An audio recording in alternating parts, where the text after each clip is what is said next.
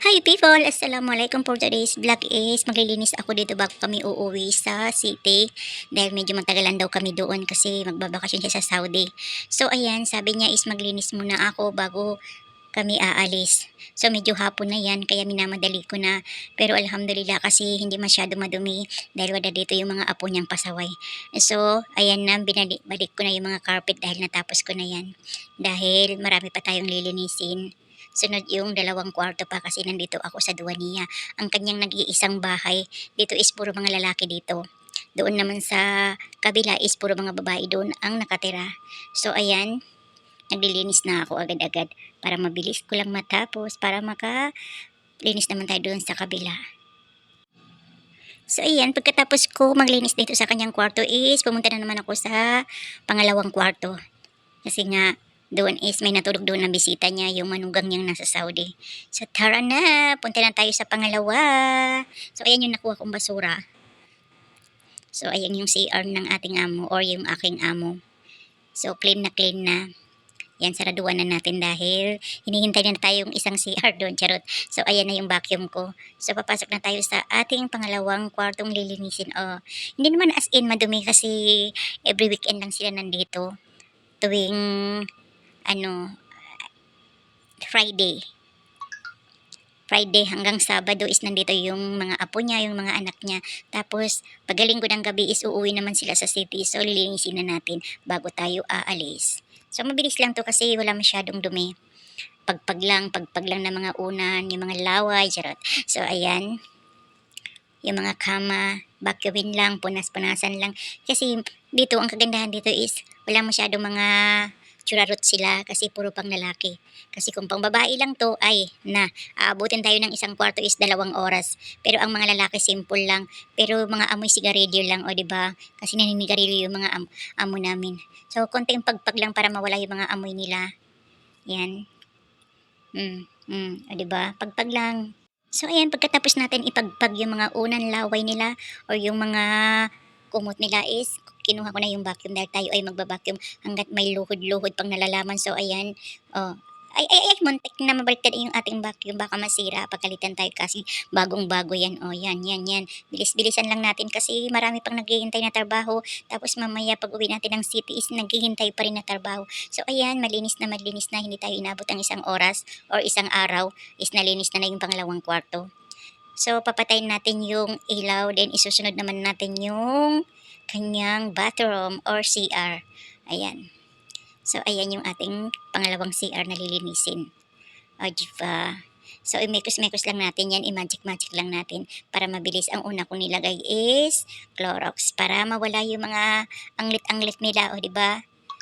So, bilis lang, mekos-mekos lang yan. Dahil pagkatapos natin maglinis dyan, ay pupunta naman tayo sa pangalawang kwarto nila.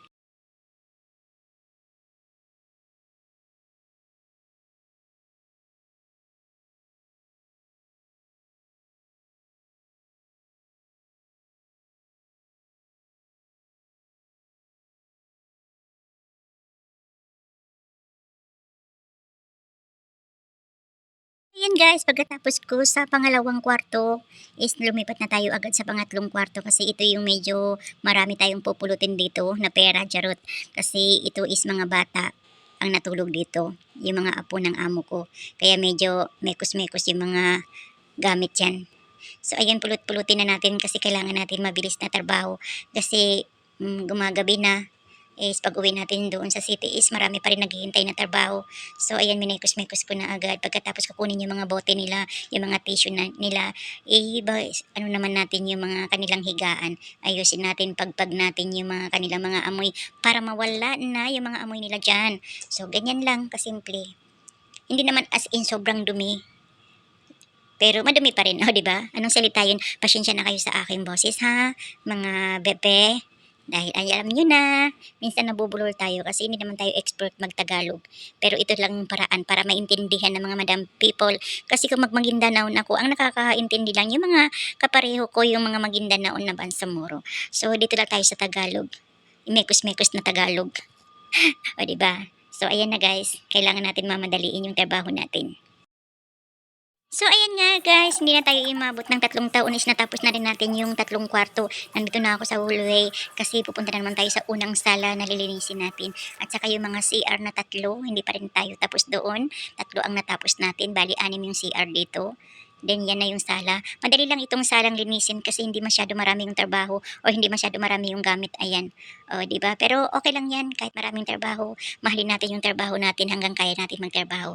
Kasi pasalamat pa rin tayo kasi may trabaho tayo, na may sahod tayo ipapadala sa ating pamilya.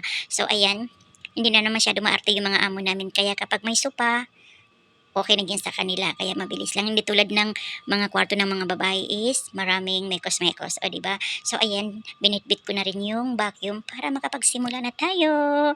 So ayan guys, magsisimula na tayo ha. So ayan na, tapos na natin yung unang sala. Ito na naman ang pangalawang sala kasi dito sila kumakain. Kasi yung mga amo namin lalaki hindi uso yung lamesa. Ang gusto nila talaga sa lapag tapos yung malaking plato ang pinagkainan nila dito. So dito sila kumakain. So ayan, vacuumin natin kasi minsan may mga mumu dyan. Kasi alam niyo na pag kumakain sila, iba rin sila kumain. So ayan. Ang last natin linisin yung pinakasala nila o pinakatambayan nila na manonood sila ng movie, doon sila umiinom ng gawa o ano man yung pinagagawa nila sa buhay nila. Yun. So, yan, binitbit ko kasi nung may bisita sila, dyan din yung iba natulog sa sala. So ayan, sa wakas, natapos na natin yung pangalawang sala. Ngayon naman is pupunta naman tayo sa pangatlong sala. At saka marami pa akong gagawin doon dahil yung gamot ng ating amo is kailangan ko pa rin ilalagay sa kanya-kanyang lalagyanan. Dahil babaunin niya daw papuntang Saudi. Tingnan niyo naman, 2 bag yan. Isang malaking maleta at saka yung bilog na bag is kailangan natin ayusin yan. Tapos ilalagay natin sa maliliit na box. Bawat isang box ay isang araw. So kailangan natin yun ilagyan para pagkakain wala siyang makalimutan, hindi isa-isa. So ayan, maglinis tayo yan. Kailangan natin punasan ang laki ng TV nila. O 'di ba? Sana all maraming TV.